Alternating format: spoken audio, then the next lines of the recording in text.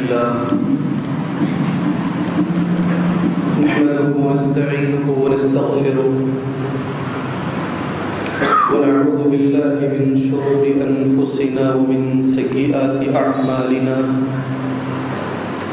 من يهده الله فلا مضل له ومن يضلل فلا هادي له أشهد أن لا إله إلا الله وحده لا شريك له وأشهد أن محمدًا عبده ورسوله أما بعد فإن خير الحديث كتاب الله وخير الهدي هدي محمد صلى الله عليه وسلم وشر الأمور محدثاتها وكل محدثة بدعة وكل بدعة ضلالة وكل ضلالة في النار.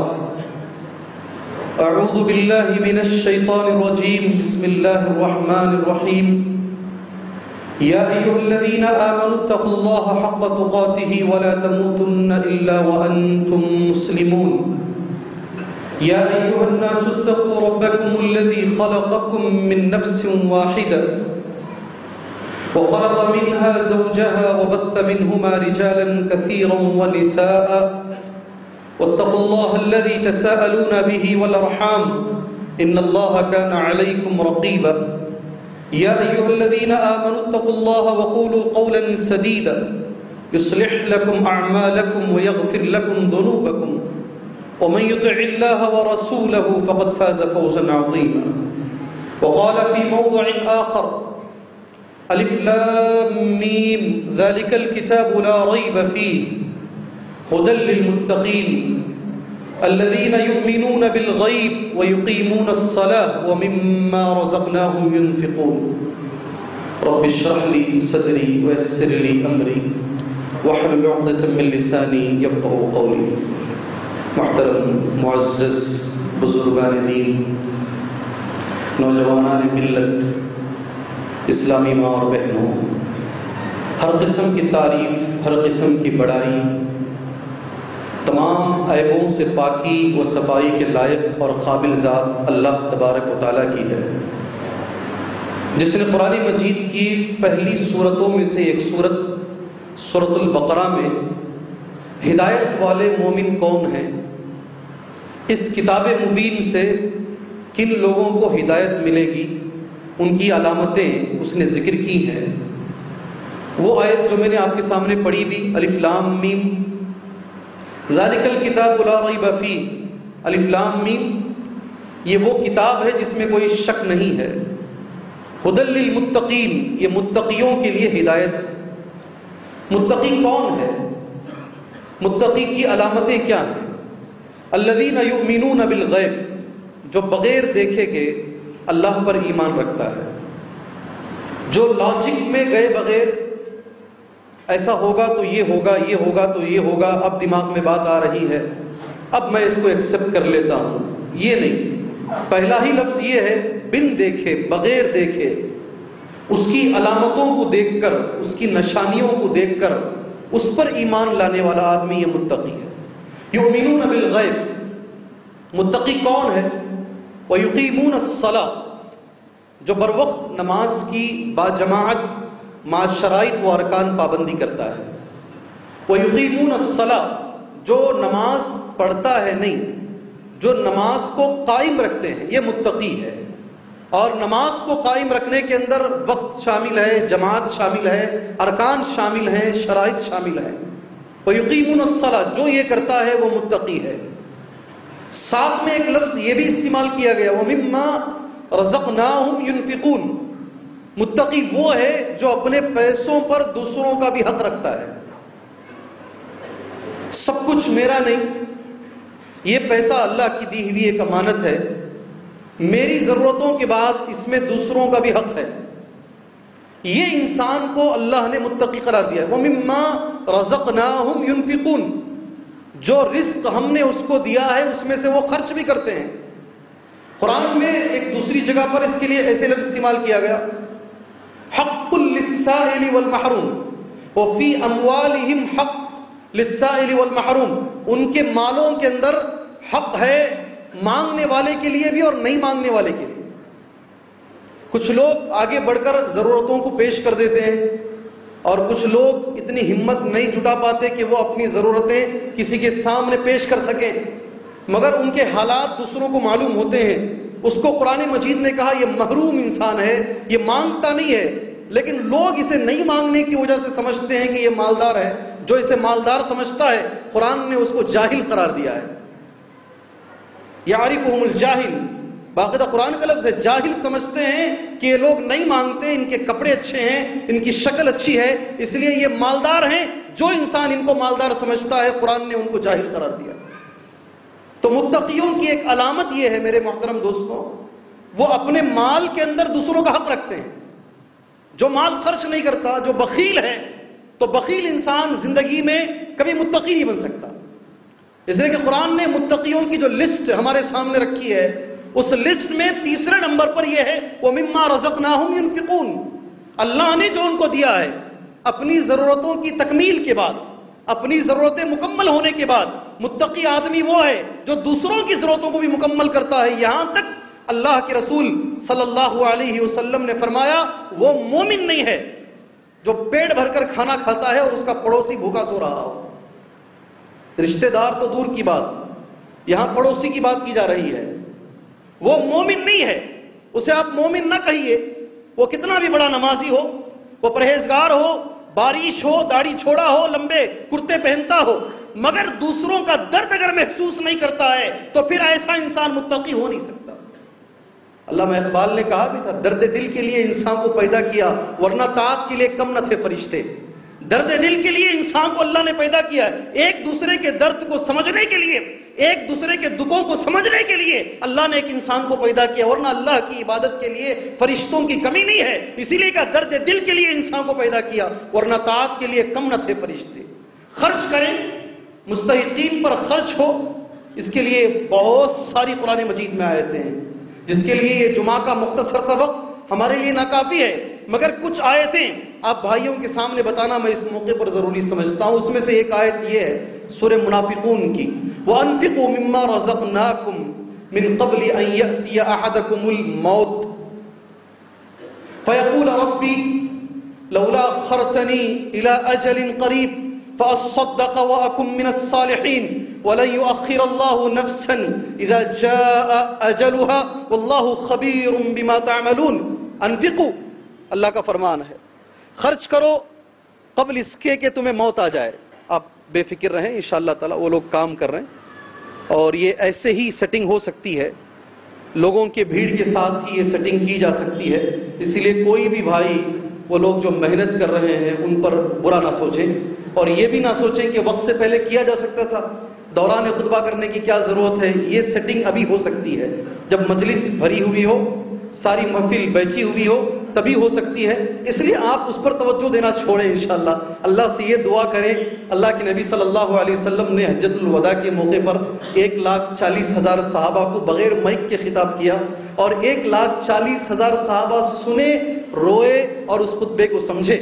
ہمارے تقوی کی کمی، ہمارے ایمان کی کمی کہ 10 لوگ صحیح سے ہماری آواز، ارے 10 تو چھوڑیے، کبھی کبھی بازو جو آدمی بیٹھا ہے وہ دوسری مرتبہ پوچھتا ہے ایک بار اور بولیے، آپ نے کیا بولا مجھے سنا ہی نہیں دیا ہے۔ یہ ہمارے ایمان اور ہمارے تقوی کی کمی ہے کہ ہم ایک آدمی کو ڈھنگ سے نہیں سنا پاتے ہیں، جبکہ اللہ کے رسول صلی اللہ علیہ وسلم نے بلا مائک کے کھلے میدان میں، سبحان اللہ، کھلے میدان میں، عرفہ کے میدان کے اندر اونٹنی کی پیٹھ پر بیٹھ کر 1,40,000 صحابہ کرام رضوان اللہ علیہ مجمعین کو وہ جامع خطبہ عطا فرمایا تھا جو سارے سنے بھی۔ اور ہم یہ بھی کہتے ہیں جب اللہ کے نبی نے سوال کیا کیا تم گواہی دیتے ہو، تو تمام لوگوں نے بیک آواز ہو کر گواہی بھی دی۔ بہرحال میں بیچ میں ایک جملہ مختصرہ ان لوگوں کے لیے میں نے بول دیا۔ قرآن مجید میں انفاق فی سبیل اللہ کے لیے، اللہ کے راستے میں خرچ کرنے کے لیے بے شمار آیتیں، ان میں سے ایک آیت کریمہ سورہ منافقون کے اندر موجود ہے، انفقوا من قبل ان یأتی احدکم الموت، موت آنے سے پہلے خرچ کرو، موت کے نام کے ساتھ، موت کے ذکر کے ساتھ۔ یا ایھا الذین آمنوا، اے ایمان والو، اے مومنو، انفقوا من قبل ان یأتی احدکم الموت، قبل اس کے کہ تمہاری موت آ جائے، کیسے بھی آ سکتی ہے، اچانک آ سکتی ہے، بیٹھے بیٹھے مر سکتے ہیں، سڑک کے حادثے میں جا سکتے ہیں، ایکسیڈنٹ میں مر سکتے ہیں، کوئی بیماری اچانک، ہمارے ہی کئی بھائی کسی کو خون دینے کے لیے گئے، پتا چلا بلڈ کینسر ہے، اس میں مر سکتے ہیں۔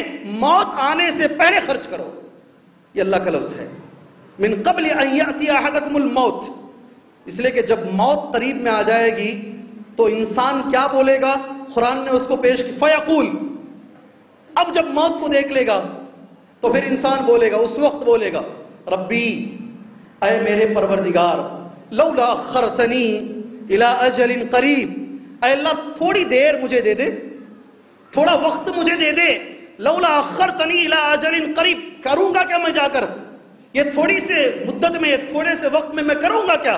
قرآن کہتا فَأَصَّدَّقْ وَأَكُن مِّنَ الصَّالِحِينَ، اب جا کر صدقہ کروں گا، اب جا کر صدقہ کروں گا۔ بڑی تمنا تھی مسجد کو دینے کی، بڑی تمنا تھی یتیموں اور بیواؤں کو دینے کی، لیکن وہ مال میں نے رکھ لیا ہے، آج کل پرسوں ترسوں 40 سال کے بعد، 50 سال کے بعد، 60 سال کے بعد ان امیدوں پر جیتا رہا، اچانک موت سامنے آ گئی ہے، اے اللہ اب تھوڑی مدت مجھے دے دے، فَأَصَّدَّقْ وَأَكُن مِّنَ الصَّالِحِينَ۔ اللہ کا جواب ہوگا وَلَن يُؤَخِّرَ اللَّهُ نَفْسًا إِذَا جَاءَ أَجَلُهَا، کسی جان کو جب اس کی موت آ جاتی ہے اسے مہلت نہیں دی جاتی، واللہ خبیر بما تعملون، تمہارے عملوں کو اللہ بہتر جانتا ہے۔ چلو اب ہمارے ساتھ جی، خرچ کے لیے جب اچانک موت آ جائے گی اس وقت خرچ کر کے کوئی فائدہ ہونے والا نہیں ہے میرے بھائی، کوئی فائدہ ہونے والا نہیں۔ خرچ کی فضیلت کے لیے بے شمار قرآن مجید میں آیتیں موجود ہیں، اور ایک آیت جو ہر بیچارے جو چندہ لینے کے لیے آتے ہیں، جو بھی آتے ہیں،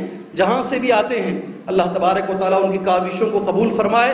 لوگ ان پر بھی ڈاؤٹ کرتے ہیں، اب یہ تجسس اور جاسوسی کی جو عادتیں ہمارے میں پڑی ہوئی ہیں، باوجود اس کے کہ ہمارے لوگ، ہماری جمعیت اس کی تصدیق کرنے کے باوجود بھی، تصدیق نامے ہونے کے باوجود بھی، تم کدھر سے ہو، کتنے % تمہیں ملتے ہیں، تم کدھر جاتے ہو، تم کتنا کماتے ہو، تمہیں کیا پڑی ہے میرے بھائی، تمہیں کیا پڑی ہے؟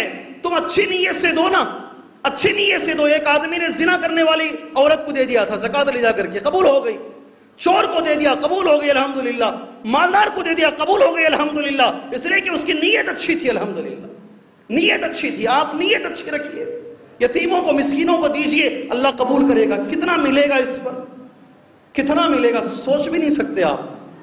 ہو سکتا ہے کہ تمہارا 1 روپیہ تمہیں جنت میں لے کر چلا جائے، 1 روپیہ، صرف 1 روپیہ۔ نبی نے فرمایا، میں تو 1 روپیہ بول رہا ہوں، اللہ کے نبی نے کہا وَلَوْ بِالشِّقِّ تَمْرٍ، نبی کا جو لفظ ہے وَلَوْ بِالشِّقِّ تَمْرٍ، سبحان اللہ، کھجور کے 4 ٹکڑے کرو، بلکہ اس سے بھی زیادہ کر لو، 1 ٹکڑا کھجور کا، 1 ٹکڑا تمہیں جہنم کی آگ سے بچا سکتا ہے۔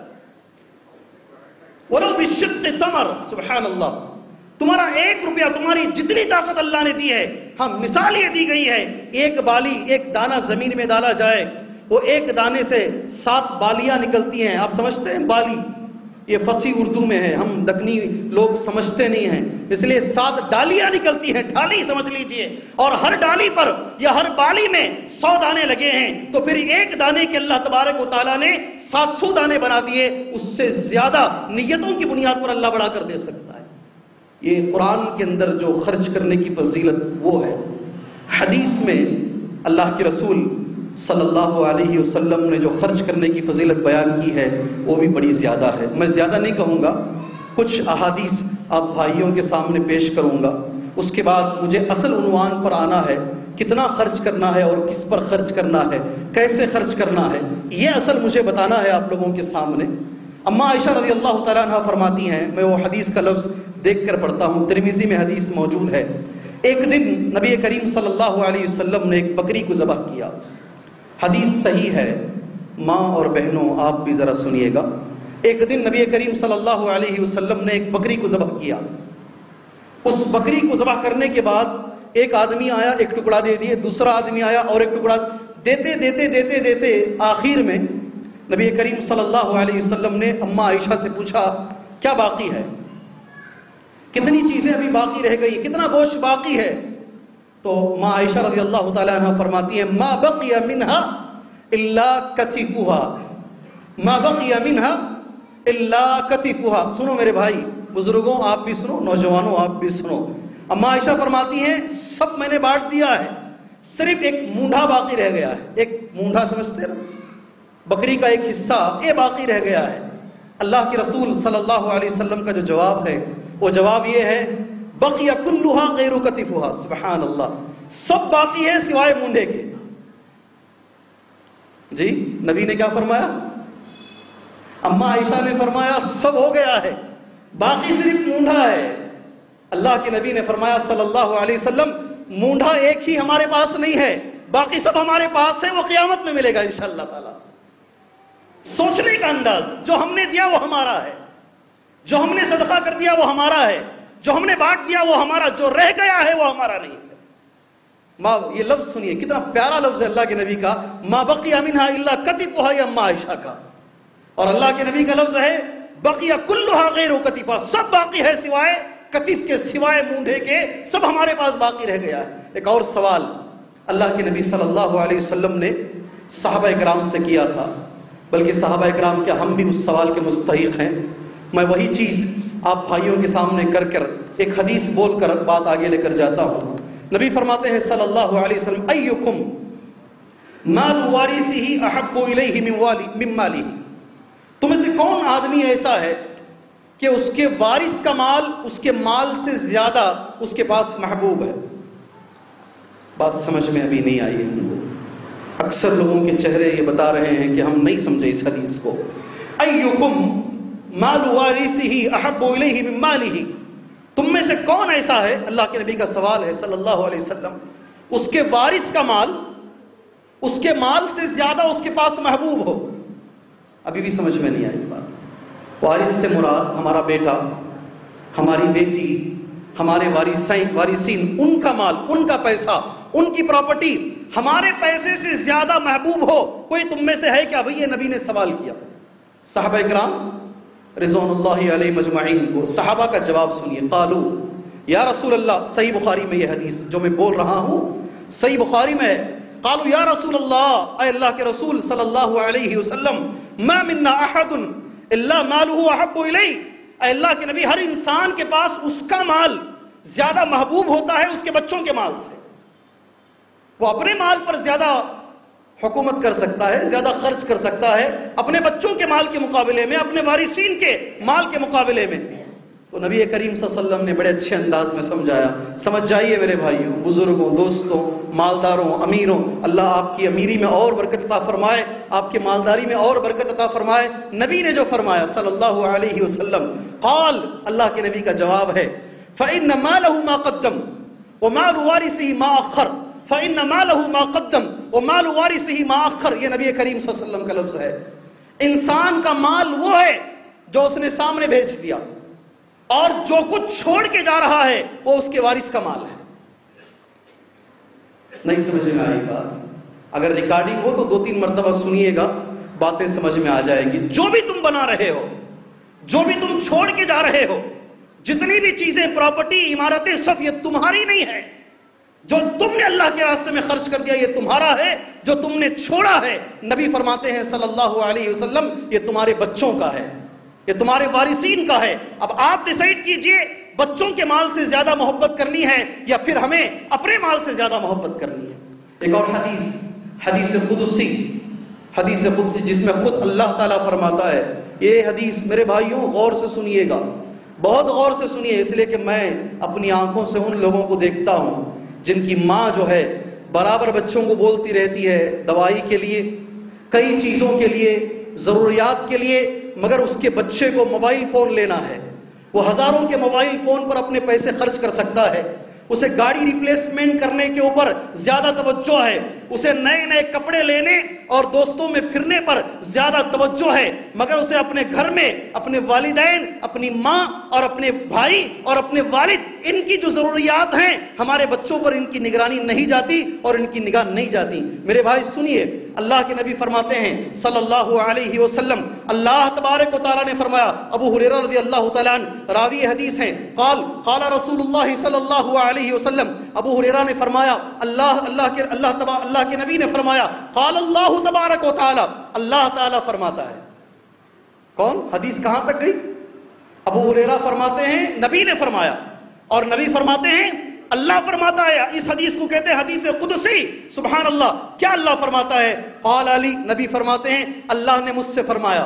نوجوانوں لکھو، اسے لکھو، اپنے ذہنوں کے اندر لکھو میرے بھائی، کمانے والے بھائیوں اپنے دماغوں میں لکھو اور کبھی بھولو نہیں انشاءاللہ تعالی۔ اللہ نے مجھ سے فرمایا انفق انفق علیک، صحیح مسلم، انفق انفق علیک، یاد کر لو، یہ چھوٹے چھوٹے الفاظ بڑے بہتر ہوتے ہیں۔ انفق انفق علیک، تو جب تک دوسروں پہ خرچ کرے گا میں تجھ پر خرچ کرتا رہوں گا، تو جب تک دوسروں کو دیتا رہے گا میں تجھ کو دیتا رہوں گا۔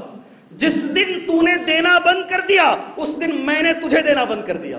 سبحان اللہ سبحان اللہ، ختم ہو گئی برکت۔ انفق انفق علیک، کتنا بہترین لفظ ہے۔ تو لوگوں پہ خرچ کرتا رہے، میں تجھ پہ خرچ کرتا رہوں گا۔ تو اوروں کو دیکھتے رہے، میں تجھے دیکھتا رہوں گا، اگر آپ کی مرضی ہے میرے بھائی۔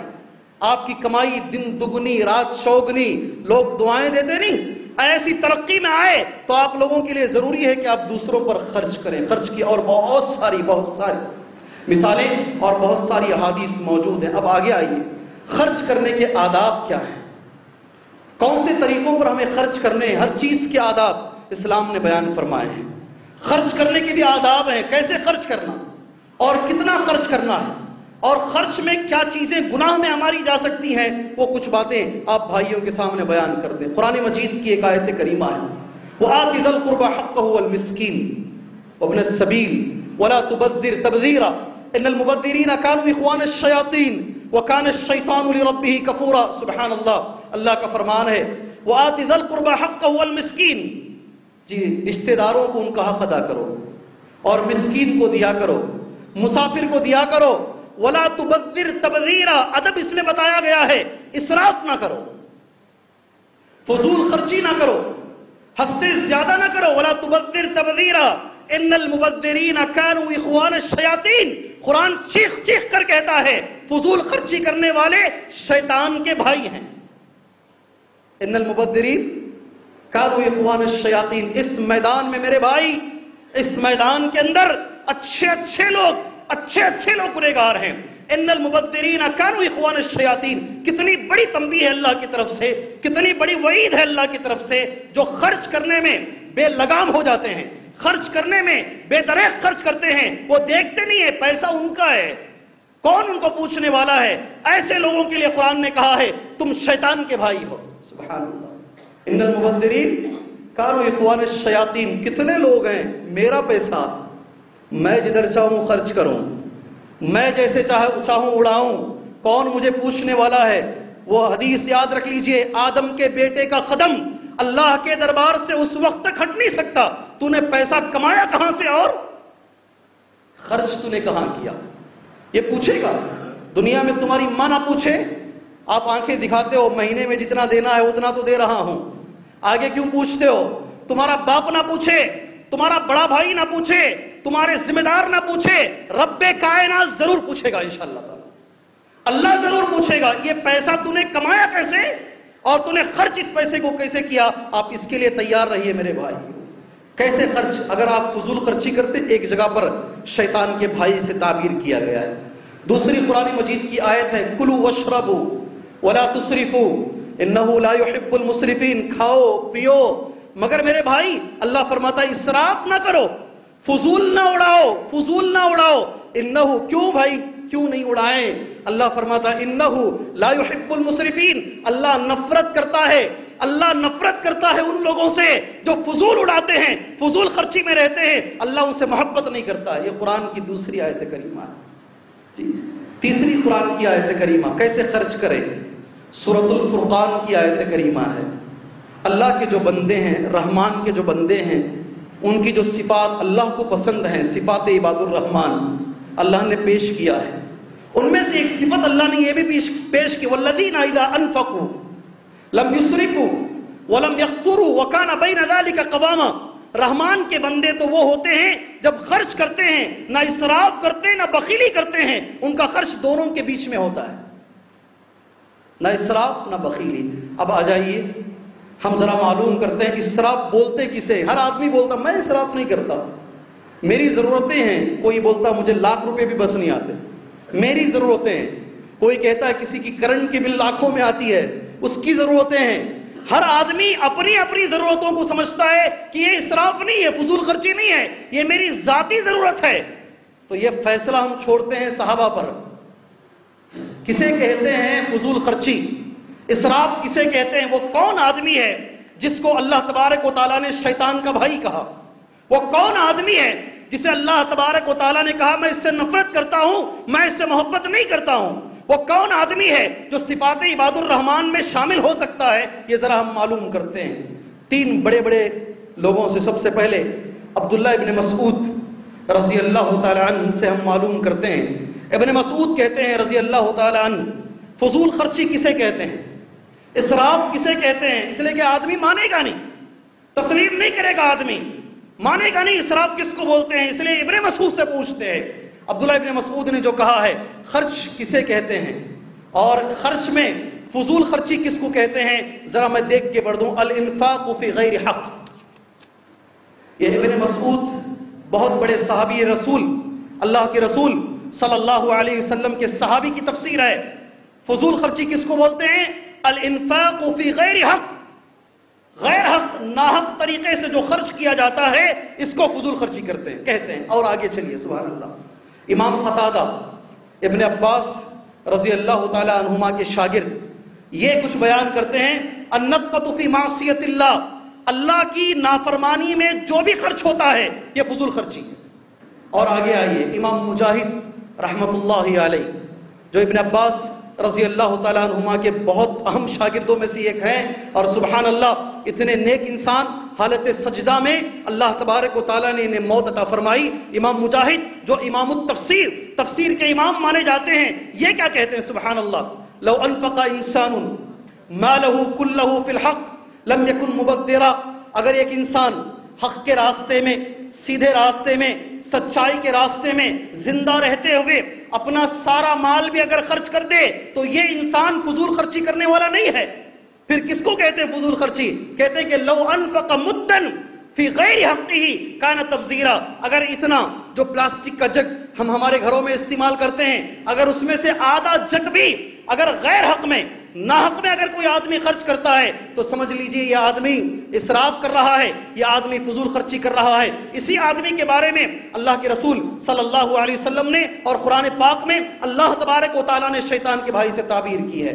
کن کن چیزوں میں فضول خرچی ہوتی ہے؟ جب بھی بات فضول خرچی کی آتی ہے ہمارا دماغ کھانے کی طرف جاتا ہے، کھانا جو ہے بیکار چھوڑ دیتے ہیں، دعوتوں کی طرف ہمارا دماغ جاتا ہے. میں آپ کو آج اس جمعہ کے اندر انشاءاللہ پوری امانت کے ساتھ یہ بات بتا دوں، زندگی کی ہر چیز میں فضول خرچی ہے. ذرا غور سے سنیے گا. ہر چیز میں فضول خرچی ہو سکتی ہے. کپڑوں میں فضول خرچی، کھانے پینے میں فضول خرچی، رہن سہن میں فضول خرچی، تمہارے گھروں میں فضول خرچی، عمارتوں کی تعمیر میں فضول خرچی، عمارتوں کو بنانے میں، کسی بھی چیز کے اندر. یہاں تک میرے بھائی امام ابو داؤد رحمت اللہ علیہ فرماتے ہیں وضو بنانے میں فضول خرچی ہو سکتی ہے. کس میں جی؟ کس میں؟ باب الاسراف فی الوضو امام ابو داؤد نے باندھا ہے. باب الاسراف فی الوضو امام ابو داؤد کا باب ہے. یہ صحیح ابو داؤد میں یہ حدیث موجود ہے. وضو میں بھی فضول خرچی آ سکتی ہے. آپ صرف فضول خرچی کو کھانے یا پینے تک محدود نہ کریں، اپنی ساری زندگی کو اس کے اندر لے کر آئیں. کیسے وضو میں فضول خرچی آتی ہے؟ سبحان اللہ. پانی کا مسئلہ قرآن میں اللہ فرماتا ہے سبحانہ وتعالی قل ارأیتم ان اصبح ماؤکم غورا فمن یأتیکم بماء معین. ذرا بتاؤ جی، اگر تمہارے پینے کا پانی اگر زمین کی گہرائی میں چلا جائے، کون ہے اللہ کے سوا جو پینے کا پانی اوپر لے کر آئے؟ اللہ نے سوال کیا ہے، جواب تیار رکھیے. قل ارأیتم ان اصبح ماؤکم غورا فمن یأتیکم بماء معین. اور نبی نے فرمایا صلی اللہ علیہ وسلم نہر کے بازو بیٹھے ہیں. کہاں؟ بہتی نہر کے بازو بیٹھے ہیں. نہر جاری ہے، اس کے بازو بھی اگر بیٹھے ہیں 3 مرتبہ سے زیادہ آپ وضو کے اعضاء کو نہیں دھو سکتے. آپ 3 مرتبہ سے بڑھ کر آپ وضو کے اعضاء کو نہیں دھوئیں گے.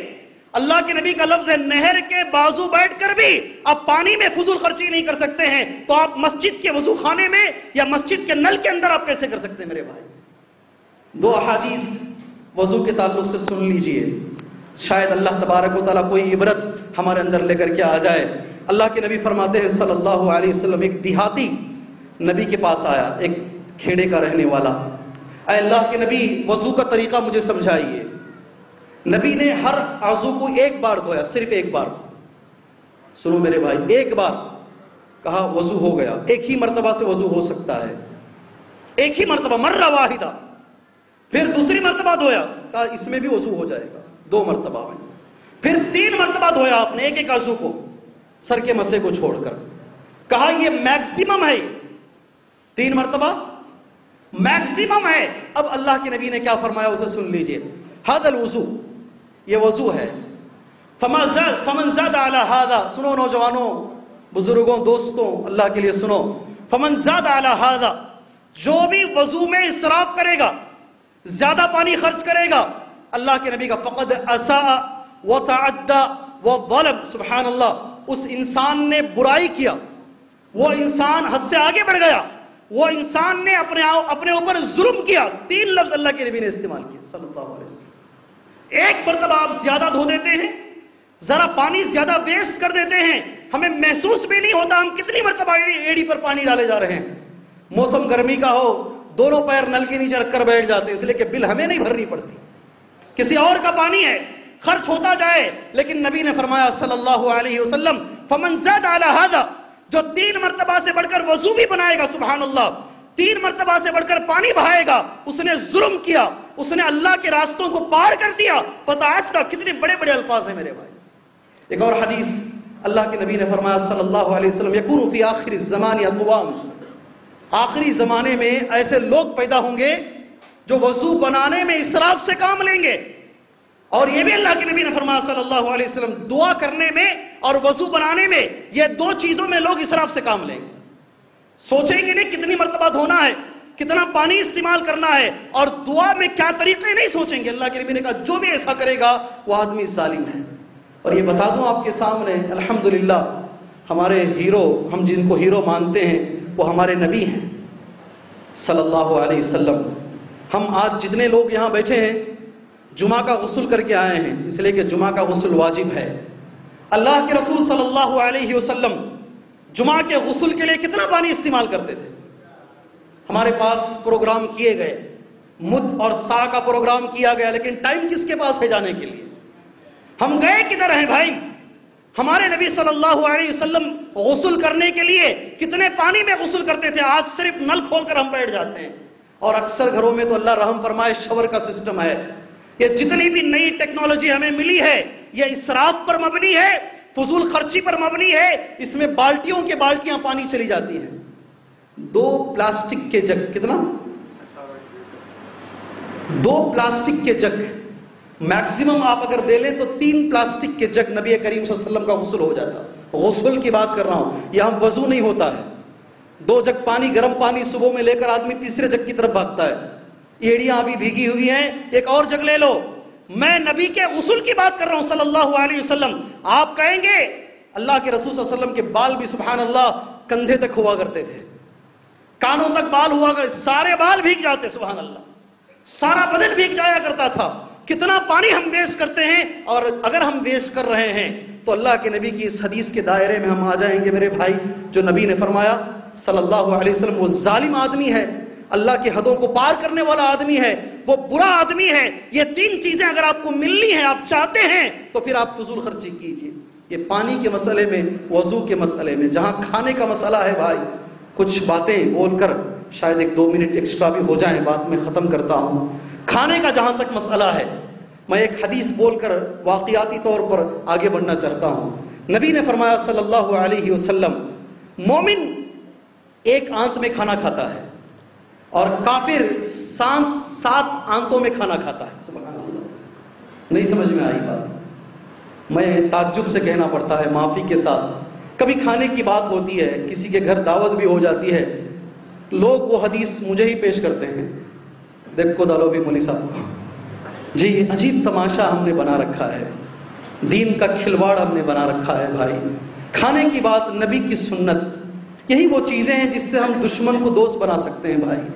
یہی وہ چیزیں ہیں جس سے ہم دشمن کو قریب لا سکتے ہیں میرے بھائی.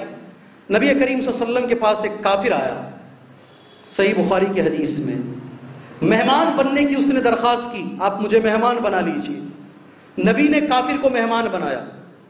بکری سے دودھ نکالا گیا، ایک پیالہ دودھ اس کو دیے، پی لیا. دوسرا پیالہ پی لیا، تیسرا، چوتھا، پانچواں، چھٹا، سات پیالے دودھ اس نے پیا. صبح اس نے کیا، مسلمان ہو گیا. پھر اللہ کے نبی نے کہا اسے دودھ پیش کیا جائے. ایک پیالہ دودھ اس کو دیا گیا، پی لیا. دوسرے پیالے پر اٹک گیا، نہیں اب پیٹ بھر گیا ہے. اللہ کے نبی نے فرمایا یہ مومن کا کھانا تھا جو صبح میں کھایا، اور جو رات میں کھایا وہ کافر کا کھانا تھا. آپ ڈیسائیڈ کیجئے کس کا کھانا آپ کو کھانا ہے. آپ سوچئے آپ کون سے دسترخوان پر بیٹھ کر کھانا چاہیں گے.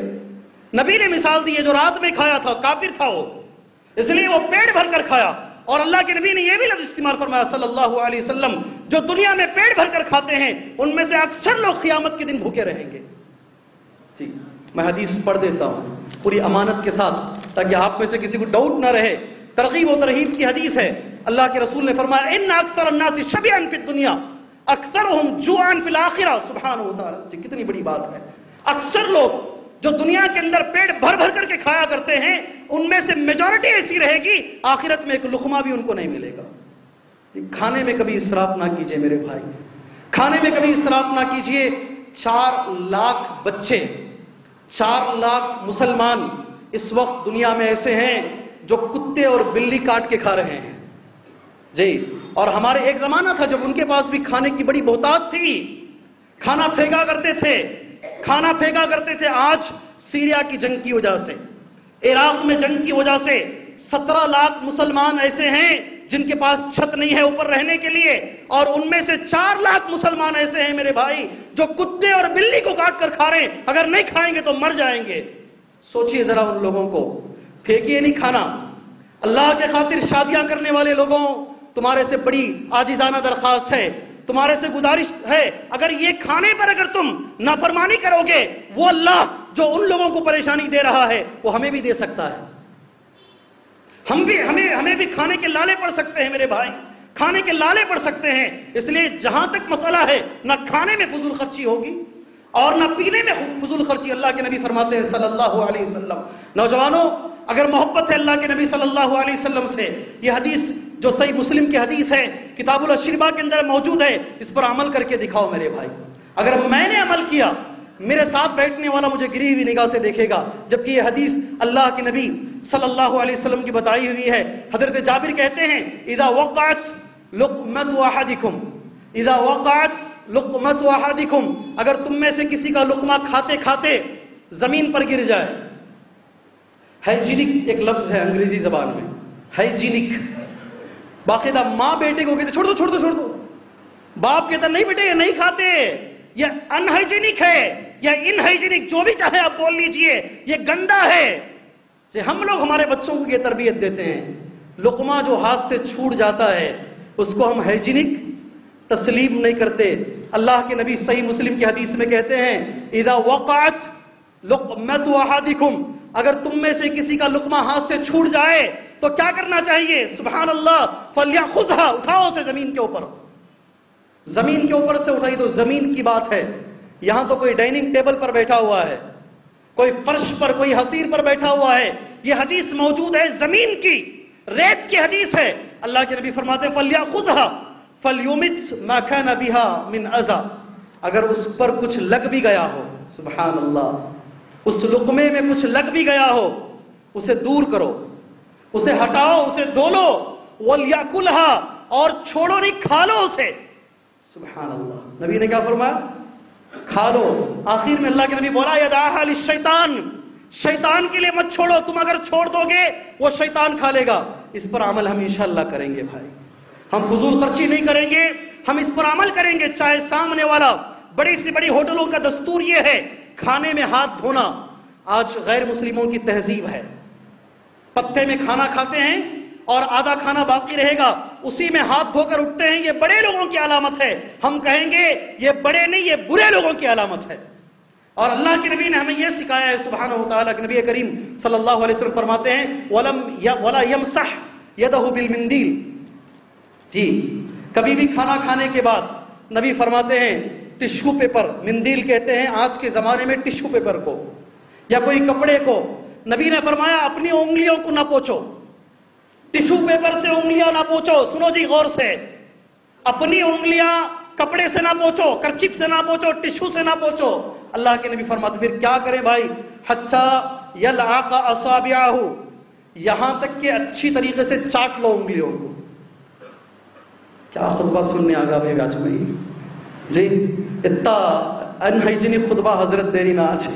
نبی نے فرمایا ہے صلی اللہ علیہ وسلم، ہو سکتا ہے شیخ بن باز رحمہ اللہ سے کسی نے پوچھا تھا کھانا کھاتے وقت پانی پینے کی جب ضرورت پڑتی ہے سیدھے ہاتھ میں کھانا لگا رہتا ہے، پانی کیسے پینا ہے؟ ہم بائیں ہاتھ سے پی سکتے ہیں کیونکہ گلاس گندا ہو جائے گا. شیخ بن باز نے کہا تم سیدھے ہاتھ سے یہ پیو ورنہ سنت گندی ہو جائے گی. تمہیں گلاس گندا ہونے کا خدشہ ہے، تمہیں سنت گندا ہونے کا خدشہ نہیں ہے میرے بھائی.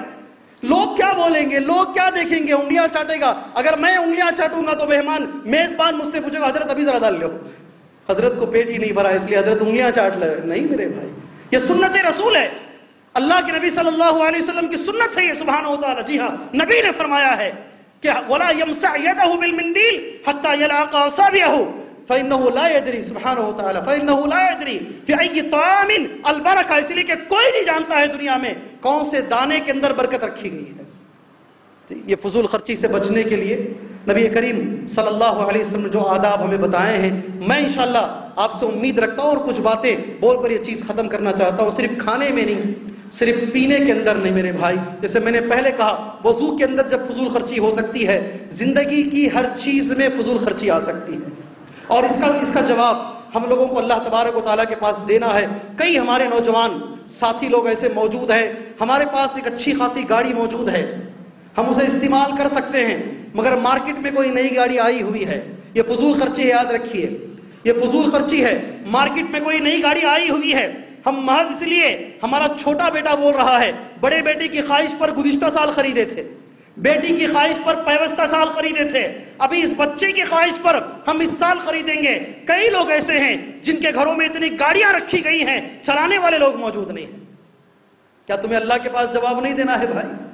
ہر سال گاڑی خریدنا ضروری ہے. اور یہ بھی میں بتا دوں امہات المؤمنین نیچے بیٹھی ہوئی ہیں، ماں اور بہنیں نیچے بیٹھی ہوئی ہیں، ہم جو کپڑے خریدتے ہیں کپڑوں میں فضول خرچی موجود ہے.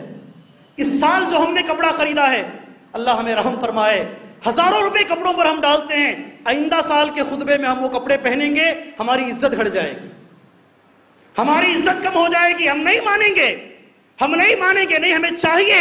اسی لیے شیخ ابن عثیمین رحمت اللہ علیہ کہتے ہیں آدھے سے زیادہ لوگ خطبات میں عیدوں کے موقع پر قرضدار بن جاتے ہیں. وجہ یہ ہے فضول خرچی، وجہ ہے فضول خرچی. اور اس فضول خرچی کے اندر سب سے بڑا ہاتھ امہات المومنین کا ہے. لوگ کیا بولیں گے؟ دکھاوے کے چکر میں، شو بازی کے چکر میں حرام ہے. اگر آپ کو شیطان کی بہن بننا ہے، اگر آپ کو شیطان کا بھائی بننا ہے تو آپ فضول خرچی کیجیے. ورنہ میں اور آپ میں سے جو NGO چلانے والے لوگ ہیں وہ جانتے ہیں کیسے مجبور لوگ ہیں جو 5 سال ہو چکے ہیں لیکن ایک کپڑا ان کے پاس نہیں ہے. جی ہاں، پیبند لگا کر پہننے والے لوگ آج بھی دنیا میں موجود ہیں. کل ایک آدمی مجھ سے ملاقات کیا، 3 بچوں کو اسکول سے اس لیے روک لیا ہے کیونکہ اسکول کی فیس بننے کے لیے اس کے پاس پیسہ نہیں ہے. آج بھی سینکڑوں نہیں، ہزاروں نہیں، لاکھوں مجبور دنیا میں جیتے ہیں جن کے پاس مدرسے کی، اسکول کی فیس بننے کے پیسے نہیں ہیں. اور تمہارے بچے کے چاکلیٹ کے لیے، وہ بھی وہ چاکلیٹ، وہ آئس کریم جو کھاتا بھی نہیں ہے، وہ خرید کے سڑا کر پھینکتے ہو. میرے بھائی یہ ساری فضول خرچیاں بند کیجئے، یہ اسلامک طریقہ نہیں ہے، غیر اسلامی طریقہ ہے. آخر میں ایک چیز سن لیجئے، اللہ کے رسول صلی اللہ علیہ وسلم عید کا خطبہ دینے کے لیے جا رہے تھے. عمر بن عبدالعزیز رحمت اللہ علیہ کی تاریخ میں یہ چیز لکھی ہوئی ہے. عید کا خطبہ دینے کے لیے اللہ کے رسول صلی اللہ علیہ وسلم جا رہے تھے. آپ صلی اللہ علیہ وسلم نے راستے میں کچھ بچوں کو کھیلتے ہوئے دیکھا تھا. ایک بچے کو اللہ کے نبی نے دیکھا، وہ اکیلا تنہا کھڑا ہوا ہے. نبی کریم صلی اللہ علیہ وسلم نے اس بچے سے پوچھا کہ بھائی تم کیوں نہیں کھیلتے ہو ان بچوں کے ساتھ؟ اس بچے نے کہا میں یتیم ہوں، میرا باپ نہیں ہے اس لیے میں اکیلا کھڑا ہوا ہوں، اور ان سب کے باپ ہیں، یہ صحیح کپڑے پہنے ہوئے ہیں، پیٹ بھر کر کھانا کھائے ہوئے ہیں، اس لیے ان بچوں کے ساتھ کھیل رہے ہیں۔ اللہ کے نبی صلی اللہ علیہ وسلم بجائے اس کے کہ میدان جاتے، بجائے اس کے کہ عیدگاہ جاتے، آپ اس بچے کو پکڑے، آپ اماں عائشہ کے پاس سب سے پہلے آپ نے سوال کیا، کیا تم پسند کرتے ہو کہ محمد تمہارا باپ بن جائے؟ کیا تم پسند کرتے ہو اماں عائشہ تمہاری ماں بن جائے؟